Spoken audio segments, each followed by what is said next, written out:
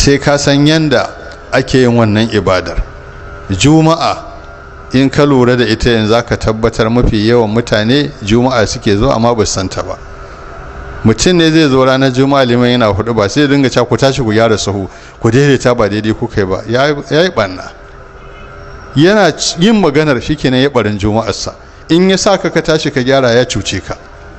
Idan za a gyara sahu sai lokacin da aliman ya sauka za a tada iqama aka ci a daidai sahu, to sannan sai ku daidaita.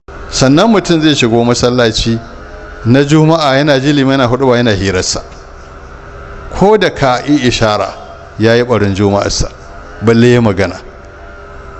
Wani ya zo kuma ana cikin juma'a sai dinga raba mutane yana tsallakawa, shi ma yana raba tsakanin mutum biyu, ya yi barin juma'a. In ya dinga tsallaka mutane ya yi barin juma'a, domin juma'a ta bambanta da sallah guda biyar ɗin nan, dabban take. In ka tafi juma'a tun daga gida har ka je masallaci duk ta kuɗe ibada shekara 20 Allah ke rubuta maka.